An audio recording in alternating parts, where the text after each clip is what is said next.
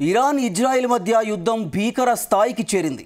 Iran Israel యుద్ధంలోకి America ఎంట్రీతో మూడో ప్రపంచ యుద్ధం దాదాపు మొదలైందనే చర్చ నడుస్తోంది. టెహ్రాన్లోని న్యూక్లియర్ సైట్స్పై ఇజ్రాయెల్తో కలిసి దాడులకు ట్రంప్ నిర్ణయం తీసుకున్నారు. కెనడా నుంచి హుటాహుటిన అమెరికాకు వచ్చి నేషనల్ సెక్యూరిటీ టీంతో ట్రంప్ ఎమర్జెన్సీ మీటింగ్ ఏర్పాటు చేశారు. గంటన్నర పాటు ఇరాన్ ఇజ్రాయెల్ యుద్ధంపై సమీక్ష నిర్వహించారు. అంతేకాదు ఇరాన్ను లేపేయాలని ట్రంప్ ప్రభుత్వం గట్టిగా నిర్ణయం తీసుకుంది. ఇజ్రాయెల్కు మద్దతుగా ట్రంప్ యుద్ధంలోకి ఎంట్రీ ఇవ్వడంతో ఇరాన్కు మద్దతుగా 21 ముస్లిం దేశాలు యుద్ధానికి రెడీ అవుతున్నట్లు తెలుస్తోంది. ఇప్పటికే పాకిస్తాన్ ఇరాన్కు బహిరంగ మద్దతు తెలిపింది. అలాగే ఇప్పటికే ఇరాన్ కూడా ట్రంప్పై ముస్లిం దేశాలతో ఒత్తిడి తెచ్చేలా ప్లాన్ చేసింది.